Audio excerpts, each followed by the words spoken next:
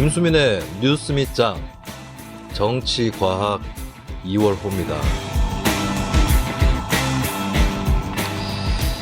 네, 본격 시작하기 앞서서 좀 거론을 하고 넘어가야겠네요. 이 사안은 뉴스 밑장 멤버들하고 같이 녹음을 하거나 화상 연결을 통해서 얘기를 좀 나눠보는 시간을 또 가졌으면 좋겠는데요.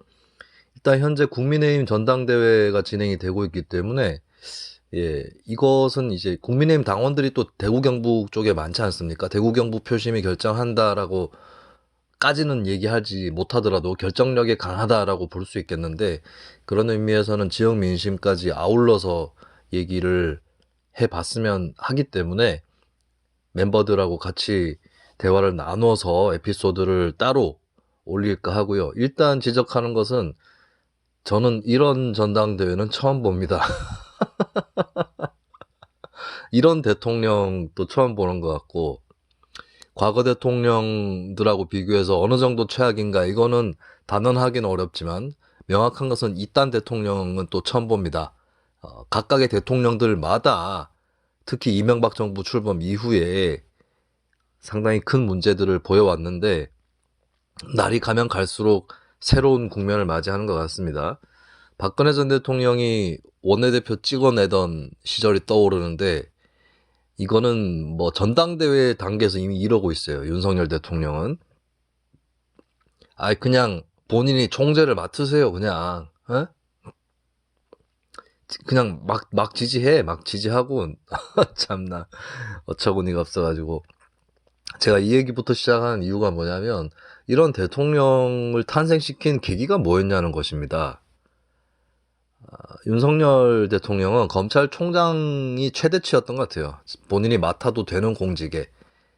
그것도 글쎄요, 뭐 고발 사주 의혹이라든지 이런 것들을 검찰총장 퇴임 이후에 불거져가지고 또 찜찜함을 남기는 그런 대목도 있는데, 어떻게 보면 역설적으로 추미애 장관이 당시에 윤석열 총장 힘을 떨어뜨리면서 윤석열이라는 사람이 공직자로서 어떠한가, 정치인으로서는 어떤 자질이 있는가, 이런 부분을 검증할 수 있는 기회를 놓쳤던 게 아닌가 싶습니다.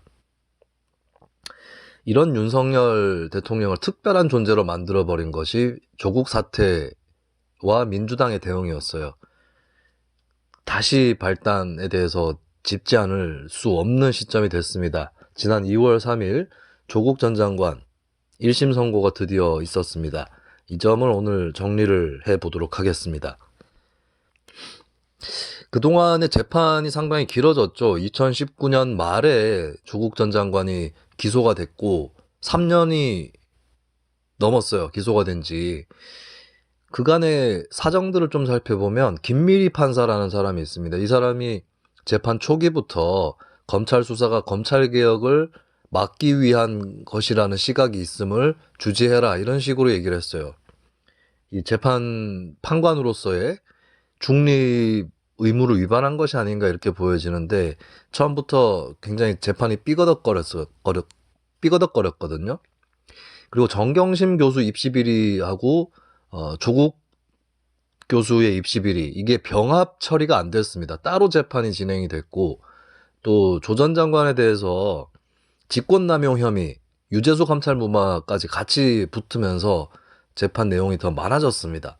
그리고 재판부가 대등재판부로 바뀌어서 3명의 판사가 참여하는 쪽으로 가게 되는데, 이 이후에도 우여곡절들이 많았습니다. 김미리 판사는 결국에 병가를 냈어요.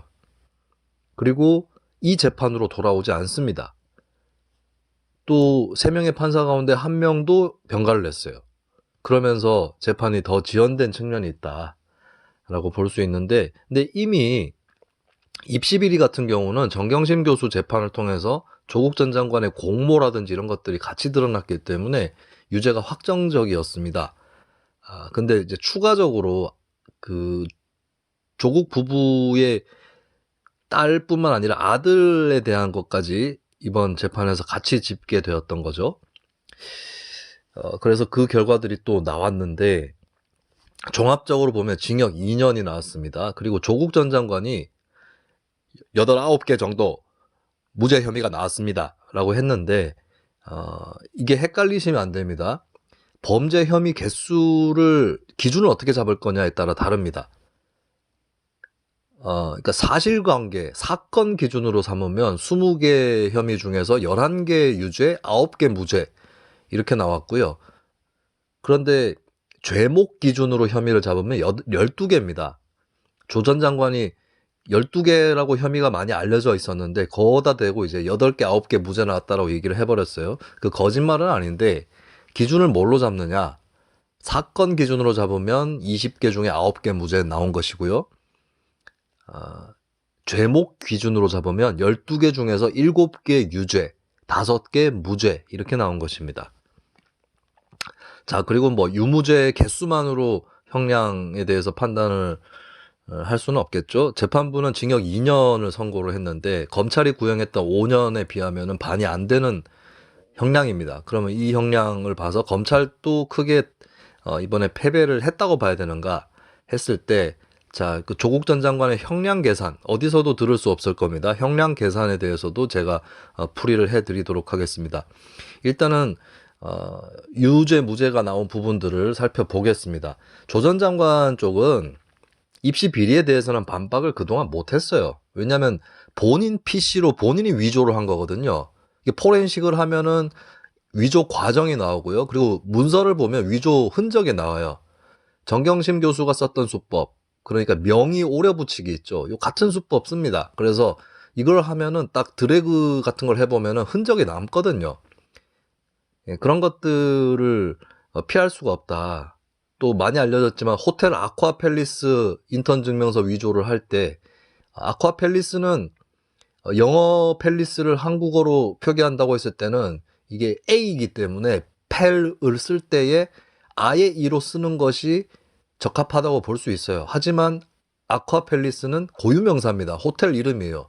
근데 이 호텔에서는 한글로 표기를 할 때 어의 E로 표기를 하고 있었습니다. 근데 이거를 조 전 장관이 IAE로 쓰면서 덜미가 잡힌 것도 있고, 이건 이미 2020년에 재판 중에 증거가 공개가 됐고, 조국 교수는 여기에 대해서 제가 교수로 통일할게요. 저는 전직보다 현직 직함으로 부르는 게 맞다고 봅니다. 그리고 교수가 뭐 전 장관보다 낮은 거야? 아니잖아. 예, 비교할 수 없는 거죠. 조국 교수는 반박을 한 적이 없어요. 여기에 대해서 언급도 잘 안 했습니다. 계속 진술 거부권을 행사했거든요. 그나마 남은 논리는 뭐였냐면 동양대 PC라든지 주거지의 하드디스크 이런 것들이 적법하지 못하게 수집된 증거이기 때문에 증거 능력이 없다라고 하는 주장만 일관되게 펼쳐왔습니다. 이 부분은 재판부가 기각됐습니다. 적법하게 증거로 사용할 수 있다라고 했고요. 한때 재판부가 동양대 PC에 대해서 증거 능력을 인정하지 않는 태도를 취해서 검찰에서 재판부 기피 신청도 하고 난리가 났었습니다만, 대법원 판결에서 정경심 교수 최종 판결에서 적법한 증거로 인정이 됐고, 이건 판례이기 때문에 이 재판부도 동양대 PC를 포함한 여러 증거들에 대해서 증거 능력을 인정을 했습니다. 자, 이번 재판에서 다뤄진 부분은 아들에 대한, 조원 씨에 대한 입시 비리 부분이었거든요. 일단은 정경심 교수가 추가로 이번에 유죄가 난 부분은 청소년 인문학 프로그램 수료증 같은 사문서를 위조해서 고2, 고3 학교생활 기록부 작성 업무 방해를 했다라고 하는 것이고요. 그리고 조국 전 장관 같은 경우는 아들에 대해서도 서울대 공익인권법센터 인턴십 활동 예정증명서, 이거 웃긴 거죠. 예정증명서. 예, 인턴 증명서도 아니고 활동 예정증명서였어요. 예, 이거를 제출해서 출석을 인정받아서 고3 출결 관리의 업무를 방해했다라고 하는 겁니다. 근데 이 부분은 전체 혐의에 비해서는 사소해요. 이거 없어도 돼. 뭐, 이런 건 좀 봐주지 그랬어라는 농담도 나올 것 같은데요. 자, 조지 워싱턴대의 아들이 다닐 때 조국 정경심 부부가 아들한테 시험지를 넘겨받아가지고 풀어준 적이 있습니다. 이거 조지 워싱턴 대학교에서 오픈북 테스트인데 다른 사람이 개입하면 안 된다라고 하는 그 규정이 들어가 있어요. 업무방해입니다. 외국 대학교인데 업무방해가 적용되느냐? 적용됩니다. 업무방해를 뭐 외국 대학교에서 고소를 해야 수사를 하고 이런 거 아닙니다. 그냥 업무방해 적용이 되는 것이고요. 그리고 그 다음에 조국 부부가 아들이 고려대 대학원과 연세대 대학원 입시를 할 때에 허위로 작성되어 있는 서울대 공익인권법 센터 증명서라든지 또 최강욱 의원이 재직했던 법무법인 청맥의 허위 인턴 증명서, 또 조지 워싱턴대 장학 증명서 이런 것들을 제출을 했습니다. 허위 경력 기재도 들어가 있었고 이것도 업무방해로 인정이 됐습니다. 서울대 공익인권법센터 같은 경우는 인권법 센터가 아니라 조국 교수의 연구실에서 이 증명서가 제작이 됐고, 증명서에는 이렇게 표식이 있잖아요. 뭐 워터마크 이런 거 있잖아요. 왜 그 발급기관에. 근데 이 용지가 서울대 교수실 용지여서 조국 교수가 덜미를 잡혔다. 이거는 진작에 드러났었던 부분이죠. 그리고 충북대 법전원에도 부정 지원한 것, 이것도 이제 위계 공무 집행 방해가 됐다라고 판결이 됐습니다. 그리고 최강욱 씨가 법무법인 청맥에 조국 아들이 인턴을 안 했는데 그 법무법인 관계자 중에 누구도 인턴 프로그램이 있었고 거기에 조국 아들이 와서 참가를 했다라고 증언하지 않습니다. 조국 아들이 왔다는 것을 본 것 같기는 한데 요 정도 수준까지밖에 안 됐어요.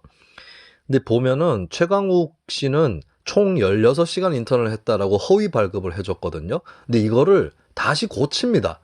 368시간으로 고쳐요. 이게 조국 교수의 컴퓨터에서 고쳐졌다라고 알려졌는데 이 부분은 판결문을 좀 봐야 될 것 같긴 합니다만, 정경심 교수는 위조 사문서 행사, 사문서 위조 요걸로 유죄를 요번에 추가로 받았습니다. 근데 조국 교수는 정경심과 공모를 해서 위조를 했고 또 이거를 인식한 상태에서 위조 문서를 행사했다라고 하는 사실이 합리적 의심의 여지 없이 증명되었다고 보기 어려움이란 이유로 이 부분에서는 무죄 판결을 받았어요. 입시 비리 관련해서 조국 교수가 무죄 판결을 받은 유일한 대목이 이 대목입니다. 그러면 368시간으로 고쳤다는 게 정경심 교수란 얘기잖아요. 조국 교수가 아니라. 이 부분 판결문을 좀 상세히 봐야 되지 않을까 싶은데 어쨌든 무죄가 나왔습니다. 하지만 이거는 굉장히 작은 부분이기 때문에 무죄가 나온다고 해서 특별하게 조국 교수에게 호재가 되는 그런 부분은 아니었습니다. 그리고 조민 씨 서울대 의전원 입시 관련해서 부정행위 한 것, 서울대 공익인권법센터 인턴십 확인서, 요 부분이 이제, 조민 씨, 그러니까 제가 아까 말씀드렸던 거 서울대 연구실에서 제작됐다라고 하는 것은 조민 씨의 위조 문서입니다. 그 부분하고 공주대학교 생명공학연구소장 명의의 체험활동 확인서, 이런 것들이 이제 사문서 위조, 요거는 공문서입니다. 공문서 위조, 그러니까 허위 공문서 작성 이런 것들로 이제 유죄를 받았습니다.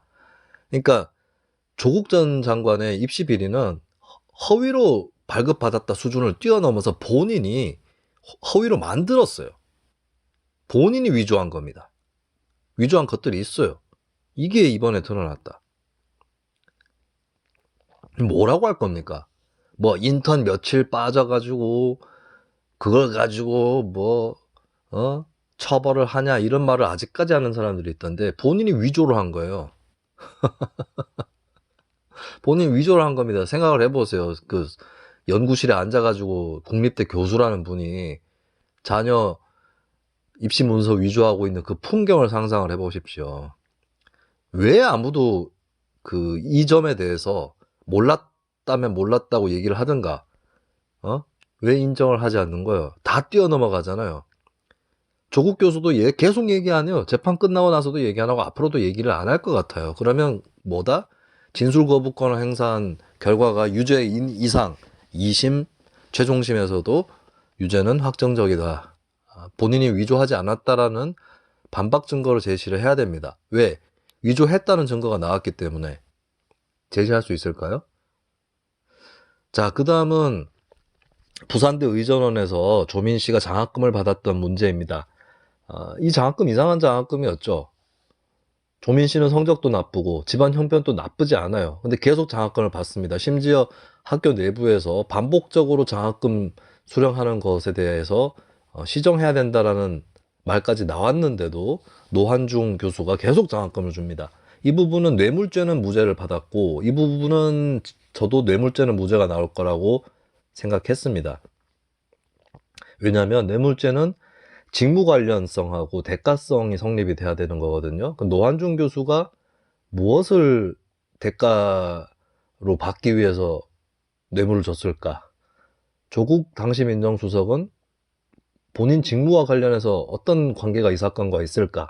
이걸 따져봤을 때 연결고리가 명확하게 나오지 않는 것이죠.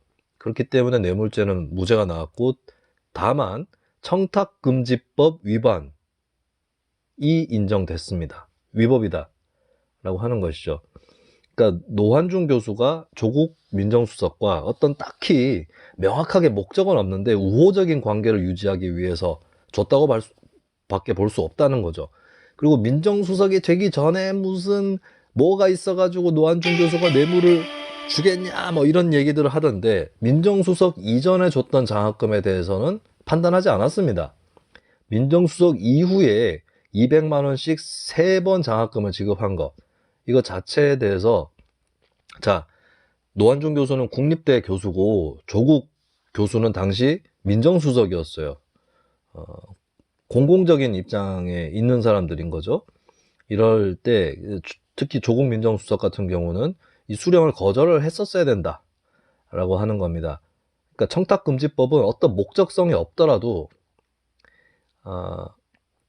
1회 100만 원 이상의 어떤 금품 수수라든지 이런 것들 금지를 하고 있거든요. 이걸 어겼다라고 하는 부분은 유죄가 나왔습니다. 그리고 조국 교수와 지지자들이 사모펀드는 또 다 무죄가 나왔다라고 얘기를 하고 있는데요. 자, 살펴보면, 자, 사모펀드 수사 자체가 문제였는가? 이 부분부터 돌아가야 될 것 같은데요. 권력형 비리 의혹을 검찰이 갖고 있었던 건 맞습니다. 그리고 상식적으로 그 당시 시점에서 그럴 수밖에 없는 것이, 사모펀드 자체가 너무 이상하고, 그리고 조국 교수는 당시에 민정수석을 거쳐서 장관이 되려고 하던 상황이었어요. 이거 뭔가 권력과 연관이 있는 게 아니냐라고 하는 것이고, 사실 그 의혹은 지금도 유효합니다. 정경심 교수는 사모펀드 모두 무죄가 나온 것이 아닙니다. 이것은 가짜뉴스죠. 정경심 교수는 기업의 미공개 정보를 이용해서 투자를 했고, 그 수익을 은닉하는 범죄수익 은닉죄로 최종 유죄 선고를 받았습니다. 그리고 본인의 차명 계좌를 개설해가지고 재산을 숨겨놓은 금융실명제를 위반한 것까지도 유죄 판결을 받았습니다.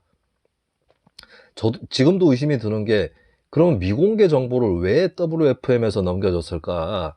이것은 조국 전 장관 부인이 아니고서는 가능했을까? 이런 부분은 당연히 지금도 상식적으로 의혹이 제기될 수밖에 없는 거죠.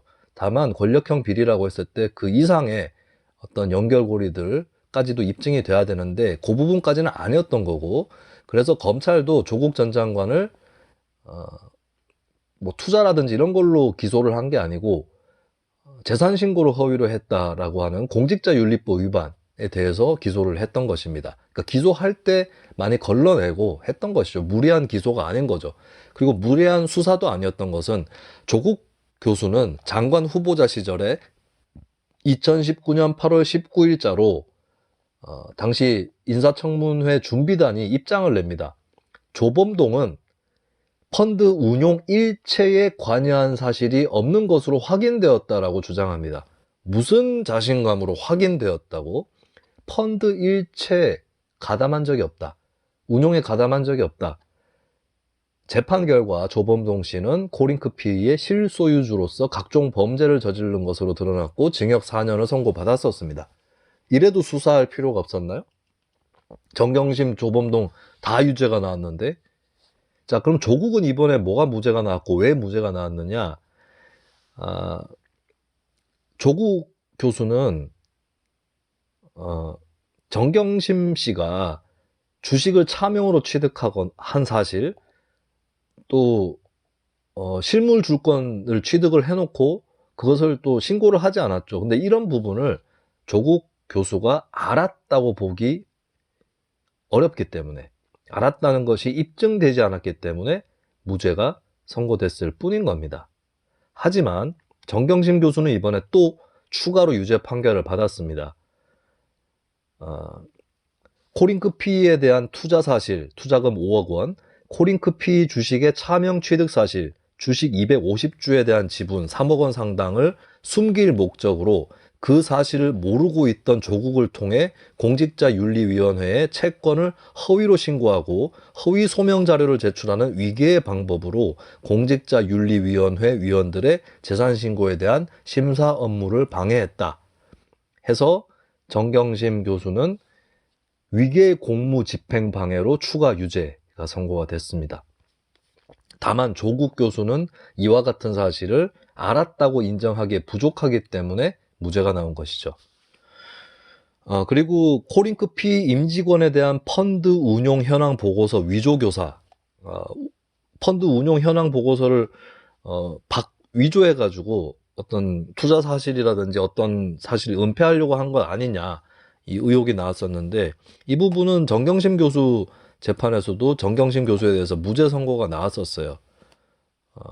그래서 운용 현황 보고서가 그때 뭐 블라인드 펀드라고 뭐 이런 식으로 가짜 주장들을 하면서 운용 현황 보고서도 거기에 맞게 고쳐졌던 것, 이런 것들이 문제가 됐었는데, 이것을 위조를 교사했다, 이 부분에 대해서 정경심 교수가 좀 그 입증이 제대로 다 되는 건 아니다, 그런 취지에서 무죄로 판결을 받았고, 그렇다면 조국 교수도 거기에 공모한 혐의에서 무죄 판결을 받는 것이죠. 이 판결은 정경심 교수 판결 때 이미 예견이 됐던 거고요. 그리고 이번에 쟁점이 크게 됐을 것 같은데, 증거은닉 교사입니다. 정경심 교수는 증거은닉 교사가 인정이 됐어요. 1심에서는 무죄가 나왔는데 2심과 대법원에서는 유죄가 확정이 됐습니다. 왜냐하면 처음에는 정경심 교수가 증거인멸 행위를 한 건 맞아요. 그래서 이런 것들은 구속 사유가 될 수도 있습니다. 하지만 자기가 자기 증거를 인멸하는 것에 대해서 증거은닉이나 증거인멸 판결을 내리진 않습니다. 이것은 인간의 자연 본성으로 보고 어느 정도 존중을 하는 것이죠. 근데 정경심 교수의 문제는 뭐였냐면 자신의 증권 관리인을 시켜서 교사를 했다는 겁니다. 그래서 정경심 교수 측은 이건 같이 인멸한 거다, 공동으로. 그렇기 때문에 교사를 한 건 아니다 라고 주장을 했었고, 예전에 판례도 그런 방향으로 나 있었거든요. 근데 새로운 판례들이 뭐였냐면, 자, 쉽게 생각했을 때 그렇게 치면 문제가 발생하죠. 뭐죠?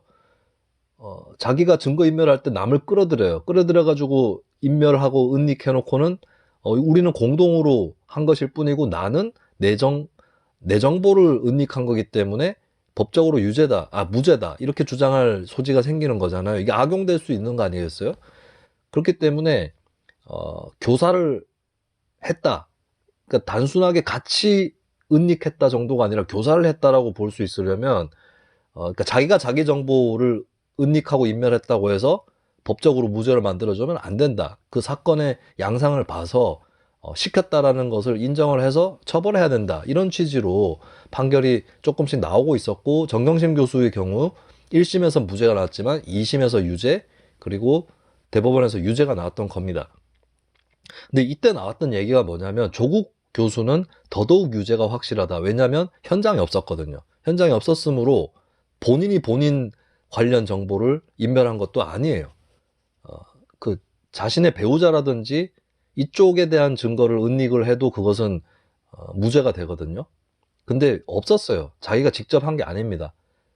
그래서 증거은닉 교사 적용 확률이 정경심 교수보다 오히려 더 높을 수 있다라는 관측도 나왔는데, 이번에 무죄가 나왔어요. 왜냐하면 증거은닉 과정에서 조국 교수와 정경심 교수가 통화를 한 것으로 그렇게 알려져 있는데, 근데 이 통화 과정에서 공모를 했느냐, 이 부분을 이제 인정하기가 어렵다라고 하는 것이죠. 그래서 증거은닉 교사 부분에서는 조국 교수가 무죄가 나왔습니다. 근데 조금 의외의 지점이 생겼는데요. 직권남용 권리행사 방해, 이 부분을 보면 직권남용은 입증하는 것이 좀 까다롭습니다. 과거에는 사문화되다시피 했던 범죄입니다. 그러니까 직권남용은 월권이랑 달라요. 자신의 권한을 남용하는 것입니다. 권한을 넘어서는 게 아니라.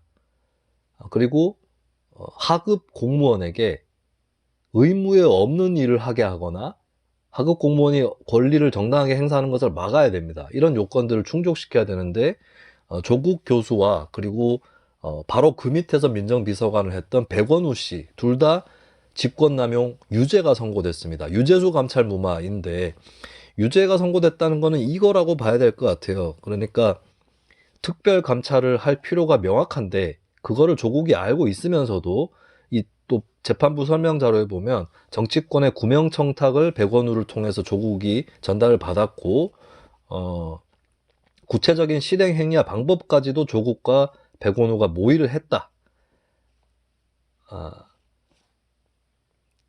그런 내용입니다.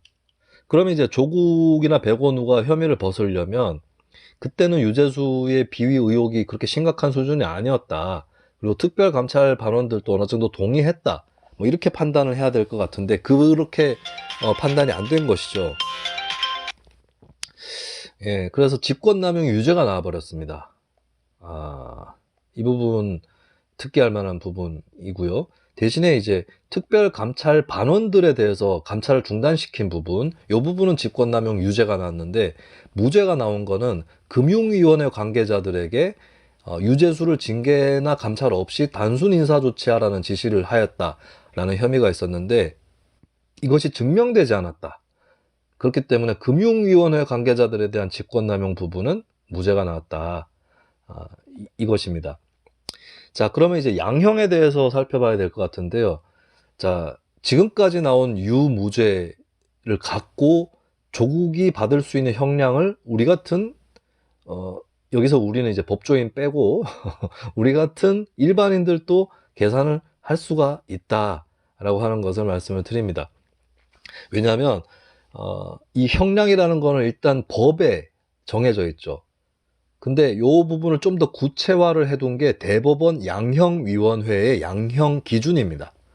그리고 양형 기준은 각 죄목별로 징역을 몇 년 받는다 이런 것들을 권고를 하고 있는데 동시에 양형 계산이라든지 또 가중처벌이나 처벌 감경 이런 기준들도 같이 제시를 하고 있거든요. 이것을 살펴보면은 어느 정도의 형량을 줄 수 있는가 이거를 계산을 할 수가 있습니다. 자, 일단 조국 씨는 12개 혐의 중에서 7개에서 유죄를 받았죠. 근데 7개 혐의를 모두 계산하지는 않습니다. 너무 많잖아요. 확 불어납니다. 그래서 7개 중에 중한 범죄 3개를 가지고 계산을 합니다. 제1범죄, 제2범죄, 제3범죄로 계산을 하는 거예요. 계산 방식은 상한선을 일단 정해야 됩니다. 최대로 처벌할 수 있는 거. 제1범죄의 상한선 더하기 제2범죄 상한선의 2분의 1을 더하고 제3범죄 상한선의 3분의 1을 더하는 방식입니다. 쉽죠? 수열 쫙쫙 나오죠? 예. 자, 그렇게 봤을 때 여러분들이 일일이 살펴보실 수고를 덜기 위해서 제가 살펴봤는데요. 일단 기본 범죄, 제1범죄는 형량 범위가 가장 큰 범죄가 되는데 제가 봤을 때는 이제 제가 본 결과로는 업무 방해로 보여요. 자, 업무 방해는 대법원 양형위원회 권고 기준으로 기본 형량이 6개월 내지 1년 6개월입니다. 자, 그런데 조국의 경우는 가중이 붙는다고 봅니다. 왜냐하면 특별 양형인자라는 게 있습니다. 특별 양형인자는 뭐냐면 이제 형량을 감경하는 요소가 있고 가중하는 요소가 있거든요. 근데 특별 양형인자에 해당하면은 특별 양형인자를 통해서 가중이라고 결정이 되면 범위 자체가 올라갑니다. 형량 범위가. 정해져 있는 형량 범위 내에서 강하게 처벌하는 수준이 아니라 형량 범위 자체가 올라가요. 특별 양형인자 가중 요소가 있으면. 근데 감경 요소가 있으면 그것은 감경 범위로 내려갑니다. 그러니까 기본 범위가 있고 가중 범위가 있고 거꾸로 감경 범위가 있는 거예요. 근데 특별 양형인자를 살펴보겠습니다. 특별 양형인자 중에 가중 요소가 1개 있고 감경 요소도 1개 있다. 이러면은 또이또이예요. 1-1입니다. 0입니다. 그래서 기본 범위에서 처벌을 형량을 정하는 것이죠. 근데 특별 양형인자에서 가중 요소가 감경 요소보다 1개 더 많다. 그러면 그럼 뭐다? 가중 범위로 형량 범위를 올립니다. 근데 조국의 경우는 감경 요소가 안 보입니다. 특별 양형인자에서. 자, 그러면 가중 요소는 뭐가 있느냐?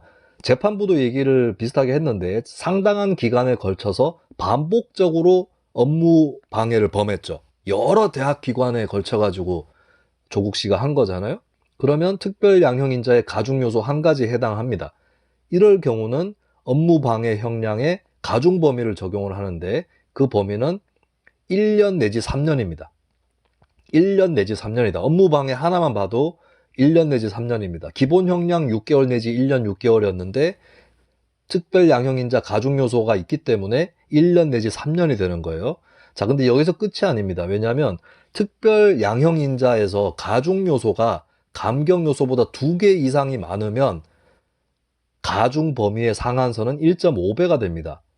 업무 방해 형량의 가중 범위가 1년 내지 3년인데 조국 교수의 1년 내지 3년이요. 자, 근데 조국 교수의 경우는 업무 방해인데 특별 양형인자 가중 요소 중에 업무 방해 정도가 중한 경우 비난할 만한 범죄 동기 여기도 추가로 해당한다고 봐야 되지 않겠습니까? 입시 비리이기 때문에.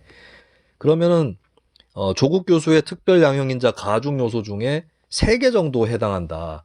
이 중에 1개를 까더라도 2개가 되는 거죠. 자, 특별 양형인자상의 가중 요소가 2개고 감경 요소는 없어요. 그러면은 이런 경우는 어떻게 되느냐? 가중 형량 범위가 1년 내지 3년이라고 말씀드렸잖아요. 이 3년이 상한선이잖아요. 여기서 1.5배를 곱해줘야 됩니다. 그렇기 때문에 그렇다면 조국 씨 같은 경우는 업무 방해 유죄 하나만 치더라도 형량 범위가 1년 내지 4년 6개월이 되는 것이죠. 자, 그리고 조국 씨의 제2범죄는 사문서 위조로 보입니다. 이 사문서 위조의 형량 기본 범위는 알겠습니다. 웹에서 제2범죄는 사문서 위조로 보입니다. 갑자기 아니 왜 시리 지금 아이패드에서 시리가 떠가지고요. 뭐라고 했길래 들었지? 자, 조국 교수의 제2범죄는 사문서 위조입니다. 사문서 위조는 기본 형량 범위가 6개월 내지 2년이거든요. 그런데 살펴보니까 범죄로 인하여 중대한 사회적 경제적 폐해가 야기된 경우를 특별 양형인자 가중 요소에 포함하고 있습니다. 입시 비리니까 여기에 해당하지 않겠습니까? 자, 이렇게 해서 가중을 한다면 사문서 위조의 가중 범위는 대법원 권고 기준상 1년 내지 3년입니다. 자, 그러면 조국의 제3범죄는 뭐냐? 제가 제3범죄는 뭘까 좀 궁금해서 후보를 갖고 비교를 해봤는데요.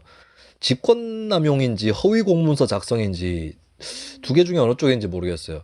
자, 직권남용은 형량 기본 범위가 6개월 내지 1년인데 제가 봤을 때 조국 교수의 경우는 특별 양형인자상의 가중 요소가 발견이 안 되는 것 같습니다. 범행 수법이 매우 불량한 경우, 피해자에게 심각한 피해를 야기한 경우 이 정도까지 해당할까? 유재수 감찰 무마가.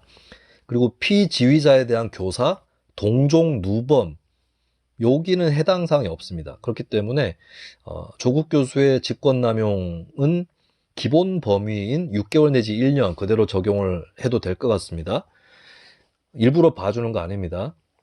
그리고 허위공문서 작성 같은 경우는 적극적 목적을 띠고 있을 경우 기본 형량이 8개월 내지 2년입니다.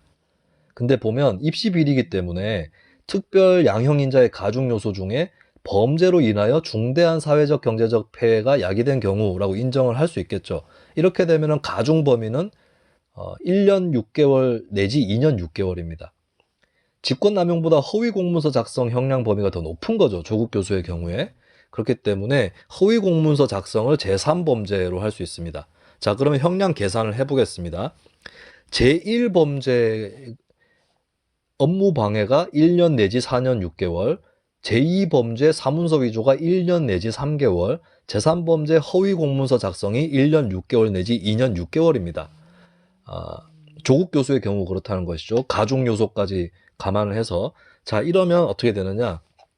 하한선은 세 가지 범죄 중에서 세 가지 범죄 하한선을 비교했을 때 그 중에 가장 높은 것을 하한선으로 잡아야 되겠죠. 허위 공문서 작성 1년 6개월이 세 가지 범죄 중에 가장 높은 하한선이고 이것을 최종 하한선으로 잡습니다. 1년 6개월. 허위 공문서 작성 1년 6개월. 자, 그럼 상한선은 어떻게 하느냐?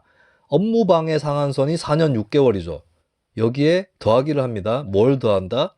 사문서 위조 상한선이 3년으로 잡혀 있죠. 3년의 절반을 더합니다. 그럼 1년 6개월을 더하는 것이죠. 여기에 또 뭘 더한다? 제3범죄인 허위 공문서 작성의 상한선 2년 6개월에 3분의 1을 더합니다. 2년 6개월 하면은 30개월이죠. 3분의 1 하면 10개월입니다. 그러면 조국 교수의 형량 계산에서 상한선은 4년 6개월 더하기 1년 6개월 더하기 10개월에서 6년 10개월이 나옵니다. 자, 이렇게 보면 조국 교수에 대해서 대법원 양형 기준에 따라서 선고할 수 있는 형량은 1년 6개월 내지 6년 10개월입니다.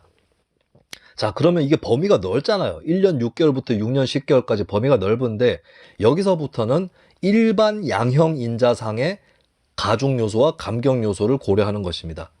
자, 감경 요소는 뭐냐? 조국 교수의 경우 동종 전과가 없어요. 그리고 공직에서 특별한 징계 없이 근무해온 점, 이것은 감경 요소입니다. 감경 요소 두 가지는 있는 거예요. 재판부도 이것을 고려한다라고 발표를 했습니다.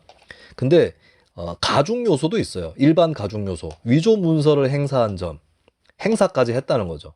작성만 아니라. 그리고 사회적 공신력이 중요한 문서를 위조했다라고 볼 수 있는 거 아니겠어요? 입시비리니까. 그러면은 또이또이 아닙니까, 이것도. 그러면은 대충 1년 6개월에서 6년 10개월 사이에 중간선이 4년 2개월이거든요. 요 정도 범위에서 주는 게 맞지 않나, 요 계산까지만 보면. 근데 조국 교수는 4년 2개월보다 하한선인 1년 6개월에 훨씬 가깝게 2년을 선고받았다라고 하는 겁니다. 자, 그렇다면 김수민이가 일부러 조국 교수 형량을 부풀렸다라고 우길 사람들도 있을 것 같은데요. 그럼 졸라 관대하게 다시 계산을 해보겠습니다. 가중 요소 다 배제, 형량 기본 범위로만 계산을 해보겠습니다. 아까 제가 특별 양형인자의 감경 요소, 가중 요소를 고려해가지고 최종적으로 가중된 형량 범위를 갖고 계산을 했는데 그거 없이 그럼 기본 요소만 갖고 계산을 해보겠어요. 그렇게 치면은 제1범죄는 허위 공문서 작성 8개월 내지 2년입니다. 그리고 제2범죄는 사문서 위조 6개월 내지 2년입니다. 제3범죄는 업무방해 6개월 내지 1년 6개월입니다. 이렇게 되면 하한선은 세 가지 범죄 중에 하한선이 가장 높은 8개월이 되는 거죠. 그리고 상한선은 허위 공문서 작성 하한선 2년 더하기 사문서 위조 상한선인 2년의 절반인 1년을 더하고 그 다음에 업무방해 상한선인 1년 6개월에 3분의 1인 6개월을 더하면 3년 6개월이 돼요. 그래서 이 경우는 8개월 내지 3년 6개월 사이에서 조국 교수에게 선고를 할 수 있는데 이렇게 놓고 봐도 8개월과 3년 6개월 사이에 2년이 있는데 2년은 중간선보다 아래에 있어요. 자, 결국에 뭐냐면 제가 나름의 가중 요소를 계산을 한 결과 조국 교수에게는 징역 1년 6개월에서 6년 10개월까지 줄 수 있다. 근데 가중 요소를 백보 양보해서 빼더라도 8년에서 3년 6개월을 줄 수 있다. 근데 징역 2년은 뭐다? 중간선보다 내려와 있어요. 하한선에 가깝습니다. 이거는 제가 재판부가 봐줬다고 보는 근거예요. 재판부 봐줬다 이거. 그리고 이만큼 감경돼야 될 요소가 많지 않은데 조국 교수는 또 반성도 없었잖아요. 근데 반성이 없어서 집행유예를 안 붙였습니다. 집행유예는 징역 3년 이하로 붙일 수 있는데 반성이 없기 때문에 집행유예도 안 붙었어요. 그래서 재판부 나름 이런 생각을 했을 겁니다. 이게 사회적 파장이 크기 때문에 겁이 좀 나기도 할 수도 있고, 근데 집행유예를 안 붙이자니 형량을 많이 못 주겠는 거야. 그래서 징역 2년을 준 것 같습니다. 근데 그러면 법정 구속은 시켜야 되죠, 사실. 그리고 그 법원 예규에도 나와 있는데 실형을 선고할 때, 집행유예가 붙지 않은 실형을 선고할 때는 구속하는 게 원칙입니다, 법정에서. 근데 법정 구속 안 시켰어요. 만약에 법정 구속을 시키려고 결심했다면 형량이 더 낮아졌을 수도 있겠습니다. 근데 제가 아까 말씀드렸지만 1년 6개월 밑으로 주는 거는 도저히 이게 대법원 기준상으로 좀 성립할 수 없는 판결이 아니었었는가 싶고, 징역 2년은 전반적으로 관대한 편이었다라고 봅니다. 징역 2년을 준 것은 죄 질에 비해서 형량이 낮다. 예, 이거를 제가 제 뭐 감정을 섞은 게 아니고요. 제가 아까 전에 직권남용 같은 경우는 가중 요소가 없어 보인다는 판단도 하지 않았습니까? 그래서 가중 요소를 감안하더라도 6년 10개월까지 벌을 줄 수 있는 범죄였고, 가중 요소를 다 배제하고 그냥 기본 범위만 두고 계산을 해도 3년 6개월까지 징역을 선고할 수 있는 범죄다. 그런데 그것 치고는 2년을 받은 것은 관대한 편이다. 이렇게 봅니다. 그리고 이 형량 계산을 통해서 다음 재판 또 어느 정도 예측을 할 수 있는데요. 만약에 직권남용이 무죄가 나온다 해도 형량 계산에는 영향을 못 끼친다고 봅니다. 왜냐하면 자, 형량은 아까 말씀드렸지만 7개 유죄가 나왔더라도 3개만 갖고 계산을 하잖아요. 근데 제1범죄, 제2범죄, 제3범죄가 업무방해, 사문서 위조, 허위공문서 작성, 입시비리 관련 범죄들이에요. 그렇기 때문에 직권남용은 적용이 안 된 수치입니다. 징역 2년은. 이게 중요한 부분이에요. 직권남용 때문에 징역 2년까지 올라간 게 아닙니다. 직권남용이 오히려 형량에 영향을 못 끼쳤다. 집행유예를 안 주는 데는 영향을 끼쳤겠죠. 그건 그럴 수 있습니다. 근데 형량에는 영향을 끼쳤다고 볼 수 없습니다. 직권남용이. 그래서 직권남용에 무죄가 나와도 조국 교수는 2심에서 설령 혹은 대법원에서 설령 직권남용 무죄가 나와도 형량은 바뀌지 않을 것이라고 보면 됩니다. 워낙에 죄가 많으니까 직권남용이 있어도 직권남용보다 더 중한 죄가 있기 때문에 그렇다는 것이죠. 정경심 교수의 경우는 1심에서 유죄 판결을 받았을 때는 범죄 수익 은닉하고 미공개 정보 이용, 이게 제일 범죄였어요. 표창장 하나가 아니고 사모펀드가 오히려 1심 때 제1범죄에 해당했습니다. 근데 제2심에서는 일부 무죄가 나왔어요. 그러니까 범죄 수익 은닉하고 미공개 정보 이용한 건 맞는데 그 규모는 줄어들었어요. 이러면은 양형은 같이 줄어들거든요. 그런데도 불구하고 징역 4년이 그대로 유지가 됐습니다. 왜다? 제1심에서 크게 영향을 주지 않았던 입시비리 제목들이 후보 선수로 있다가 대표 선수로 올라온 거예요. 주전 선수로. 근데 제가 아까 업무방해랑 사문서 위조, 허위 공문서 작성 말씀을 드렸지만 요것만으로도 징역 6년 단위까지도 줄 수 있는 거라면 정경심 교수 역시도 거기에 사모펀드 범죄까지 더해진 상황에서 징역 4년을 받은 거는 다소 관대하게 받은 편입니다. 제가 이 부분은 정경심 교수 재판 정리할 때도 말씀을 드렸는데 징역 2년 6개월 내지 뭐 8년 정도까지도 받을 수 있다는 말씀 드렸을 거예요. 근데 4년 나온 거는 확실히 하한선 쪽에 가까운 기준이고 조국 교수 역시도 그렇다. 과연 법이 만인 앞에 평등한가? 이 부분이 의문이에요. 그렇지만 어쨌든 유죄가 나온 것은 확실하다. 이고 입시비리에 관련된 범죄만으로도 형량이 이 정도 구성이 되기 때문에 그리고 조국 교수는 입시비리에 대해서 어떤 반박을 하지 못하고 있습니다. 증거 능력에 대해서 시비 건 것밖에 없거든요. 그러면 대법원에서도 확정이 된다고 봐야 될 거고 저는 재판부가 비인도적인 판결을 했다고 보는 게 그냥 바로 법정 구속시키는 게 나아요. 지금 시켜놓으면 지금부터 1일이잖아. 오늘부터 1일 해가지고 시작되는 거 아니에요. 근데 괜히 이렇게 해놓으면은 2심 판결 때 들어갈 가능성이 좀 높아 보이는데 그 사이에 그 시간은 계산이 안 되잖아요. 감옥이 없었으니까. 구속이 되면 구속된 시점부터 징역을 계산하거든요. 대법원 최종 판결 때부터 계산하는 게 아닙니다. 그래서 어차피 처벌받을 거면 법정 구속 빨리 되는 게 나아요. 근데 재판부가 또 시간을 늘리고 있습니다. 2심 재판부는 그 법정 구속을 시키는 게 맞습니다. 그 형량에 대해서도 좀 생각을 다시 해봐야 된다. 다시 말씀드리지만 가중 요소가 하나도 없다고 가정을 해도 8개월에서 3년 6개월 사이입니다. 근데 2년이면은 중간선보다 밑이에요.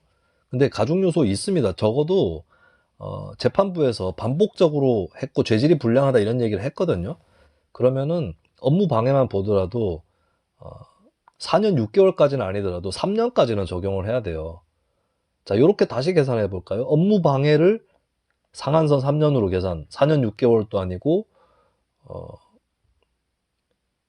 뭐랄까 어디야? 기본 범위였던 1년 6개월도 아니고 3년으로 계산을 해볼까요? 업무 방해를. 4년 6개월도 1년 6개월도 아니고 3년으로. 그러면은 업무 방해 3년 더하기 허위 공문서 작성 2년의 절반인 1년, 그리고 사문서 위조의 2년의 3분의 1이 얼마죠? 2년이 24개월이죠. 그럼 8개월이죠.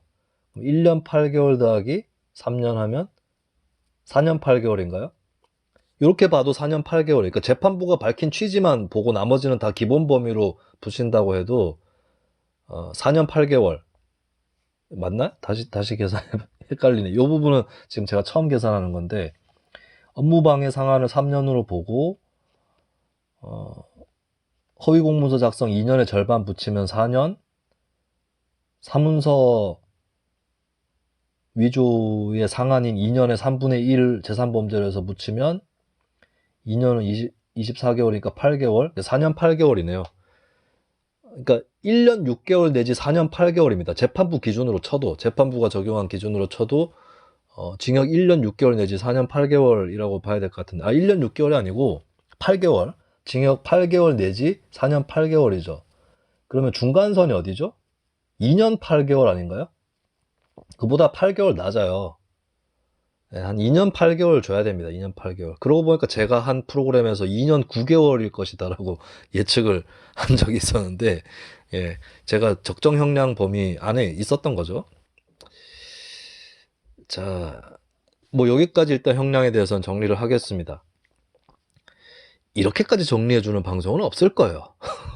내가 법조인도 아닌데 제가 진짜 공부 열심히 했어요. 이거 대법원 홈페이지에 가면은 이게 계산 방법하고 기준하고 다 나오거든요. 처음에 잘 이해가 안 가가지고 주말 제가 예전에 알고 있었던 거 어느 정도는 있었습니다만은 그게 완전 상세한 건 아니라서 공부를 했습니다. 또 다시. 예. 자, 이렇게 해서 일단 조국 교수 판결 분석과 형량에 대한 계산은 같이 해봤고요. 좀 사건의 여러 의의를 좀 평가를 해야 될 것 같은데요. 조국 사태의 본질은 뭐였냐? 지금 밝혀진 본질은 뭐다? 잘못했던 놈들이 사과를 안 합니다. 소위 법조인 정치인이라는 또 일부 평론가라는 인간들이 방송에서 얼마나 얘기를 했습니까? 얼마나 거짓말을 했나요? 거짓말이지 아니면 무식해서 그런 건지 분간이 안 되는 경우도 있지만 표창장 하나 가지고부터 시작해가지고 사모펀드는 모두 무죄가 났다라는 거짓말 아직까지 계속되고 있습니다. 사과를 왜 안 하지? 왜 아무도 사과 안 하죠? 왜 아무도 사과 안 하지? 뭐 김어준, 유시민 같은 사람들은 그렇다 칩시다. 이거 워낙 대빵들이라서 얘들이 사과하면은 다 뒤집어져요. 발칵 뒤집어져. 이 사람들도 위험해. 왜 사과를 안 하는 겁니까? 아무도 잘못을 인정하지 않냐고. 심지어는 악플러 새끼들조차도 왜 인정하지 않냐고. 수민아 그때 미안했다라는 얘기를 아무도 안 하냐. 나 참 어이가 없어가지고 이게 자 사람이 살면서 판단에 실수를 할 수 있습니다. 그리고 초창기에는 사실이 밝혀졌는데 그것을 처음에 믿지 못하는 현상도 인간으로서는 할 수 있는 거예요. 근데 이 지경까지 왔으면은 이제는 인정해야 되지 않냐? 아니면 초창기에 인정을 하든가. 초창기에 인정하는 게 좋은 게 그런 거예요. 깔끔해지거든. 그래도 어느 정도 이해받을 수 있거든요. 근데 이 사람들은 뭐 지금까지 인정을 하지 않는 사람도 있겠고 일부는 인정을 하는데 이제 말을 못하겠다 싶은 사람들도 있을 거예요. 이런 것들이 함께 종합이 돼서 인간의 적나라한 본성을 드러내 보여준 것이 조국 사태입니다. 조국 교수 아까 얘기했지만 자기가 유죄 나온 부분에 대해서는 입 싹 닫고 아무 인정 안 하고 아무 사과 안 하고 무슨 무죄가 뭐 몇 개가 나왔느니 하면서 얼핏 또 재판부 판결을 존중한다는 식으로 신사적인 모습을 취해요. 이게 뭐겠어요? 대중의 시선을 돌리고 사건의 내용을 끊임없이 호도하겠다는 것입니다. 자, 그 사람은 피고인이기 때문에 그럴 수 있어요. 그리고 조국이 그렇게 된 데는 민주당이나 서초동 집회의 책임이 훨씬 큽니다. 자기 잘못을 인정할 수 있을까요? 인파가 10만, 20만에 모여가지고 내가 무죄다라고 외치는데 한번 삐대보고 싶지 않을까요? 조국 교수는 논외입니다. 그리고 본인이 이미 민주사회의 타자가 되어가고 있어요. 최순실급의 사람이 되어가고 있습니다. 최순실보다 징역은 훨씬 적게 나왔지만 하나도 잘못을 인정하지 않고, 그리고 그를 지지하는 사람이 적지 않기 때문에, 뭐 한국 전체 사람 중에서는 소수이겠지만 그 인파만 봤을 때는 작지 않죠. 시위를 한다고 쳤을 때도. 그리고 정치적으로도 뭐 최순실 같은 경우는 박근혜가 망해버렸지만 조국 내는 그건 아니기 때문에 오히려 최순실보다 더 고약하게 살아남고 있는 그런 상황입니다. 이 와중에 조국은 그렇다 치더라도 무슨 조국 가족도 아니면서 왜 사과를 안 하냐고, 거짓말하거나 허위선동했던 사람들은 왜 사과를 안 하냐고요. 수사 자체를 막았잖아. 막으려고 했잖아. 기소 자체에 시비 걸었잖아요. 근데 몇 가지 무죄 나온 걸 가지고 뒤집어 보겠다고? 유죄 나온 거 인정 안 하고 있잖아. 유죄 나온 걸 인정해야 무죄 나온 걸 뒤집을 거 아니에요. 아, 무죄 나온 걸 갖고 어필을 할 거 아닙니까? 좀 세월이 흘렀어요. 제가 뭐 뉴스 밑장 청취자시라면은 제가 그동안 겪었던 일들을 어느 정도 아실 것 같은데, 조국 사태 초창기에 수많은 악플러들이 뉴스 밑장 뭐 댓글을 달았죠. 근데 그 중에 눈에 확 띄는 게 어떤 부류였냐면, 뭐 약속하고 그러는 건지 뭐 아니면 사람이 거기서 거기라서 발상이 비슷하기 때문에 그런 건지 모르겠는데, 김수민은 제2의 변희재가 되었다, 이따위 댓글들이 많이 달렸습니다. 어떤 사람이 그래서 저한테 김수민과 변희재의 공통점은? 이라는 댓글을 달았어요. 근데 그때 제가 뭐라고 댓글을 달았냐면, 조국과 우병우의 공통점은? 이라는 댓글을 달았습니다. 어떻게 됐습니까? 조국, 우병우와 직권남용 동창이 되었습니다. 우병우 징역 2년 나왔어요. 대법원에서. 조국 이번에 1심 선고 2년 나왔습니다. 맞수예요. 징역 2년 맞수. 그리고 변희재 어떻게 됐습니까? 요즘에 뭐 김용민 씨 방송 포함해가지고 민주당 극성 지지층이 즐겨 듣는 방송에 출연하고 있더라고요. 나보고 제2의 변희재라더니 니들이 지금 변희재하고 같이 방송을 하고 있네. 에? 아, 그리고 요 얘기도 해야겠다. 김수민은 그 코링크 피가 조국 펀드라고 우겼다. 그런 적 없습니다. 허위사실 명예훼손으로 고발할 방침입니다. 제가 방송에서 KBS 김용민 라이브에서 코링크 피 누구 겁니까? 라는 발언을 했습니다. 그때 당시에 아까 얘기했지만 조국 전 장관은 조범동이 펀드 운용 일체에 관여한 적이 없다라는 주장을 했고, 그때도 사과하지 않았었습니다. 문제가 드러나고 있는데도 2019년 9월에 10월까지도. 그리고 조국 지지자들은 코링크피는 익성 몸통이라고 얘기했습니다. 니네는 코링크피가 조국 펀드라는 걸 부인한 게 아니고, 니네야말로 코링크피가 조범동 펀드라는 것조차 부인했던 사람입니다. 저는 조범동 펀드는 맞아 보이고, 정경심 교수가 투자를 했는데 이건 이상하기 때문에 수사를 해볼 필요가 있고, 수사를 하게 되면 자연스럽게 조국 장관에 대해서도 혐의가 밝혀질 것이다 라고 해서 수사를 찬성했습니다. 수사가 무슨 문제가 있었습니까? 그 수사를 하지 않았다면 조범동과 정경심의 문제도 밝혀지지 못했을 겁니다. 그거를 은폐하려고 했던 게 니들 아닙니까? 그리고 조국이 허위 사실을 말한 건 드러났지 않습니까? 조범동이 펀드 운용 일체에 관여를 안 했다. 허위 사실이잖아요. 지금도 허위를 얘기하고 있어요. 재산신고에 정경심 교수 차명 계좌로 숨겨놓은 거 이런 것들, WFM 실물 주식 동생을 통해서 취득한 거 이런 것들 다 빠졌잖아요. 그럼 죄송하다고 해야 되는 거 아닙니까? 조국이? 배우자를 제대로 챙기지 못했다고 해야 되는 거 아닙니까? 근데 계속해서 배우자는 거의 사모펀드 무죄가 났다는 식의 거짓말을 하고 있어요. 조국 펀드라고 그게 아니면 되는 거예요? 조국 펀드가 아니면 그만인 거예요? 웃기는 얘기를 하고 있어요. 지금까지도 아무 사과 없이. 입시 비리는 조국 정경심 본인들이 본인 컴퓨터로 위조한 허위 발급을 수준을 뛰어넘는 입시 불공정이 아니라 불법인 그것이 밝혀진 상황에서 아무 사과 없이 자신의 잘못을 인정하지 않고 지금까지 오고 있습니다. 이 사태의 본질은 사과가 없는 사람들입니다. 그 귀결 중에 하나의 현상으로서 조국과 우병우는 직권남용에 동창이 되었고 김용민 씨와 변희재 씨는 집회와 방송을 같이 하는 사이가 되었습니다.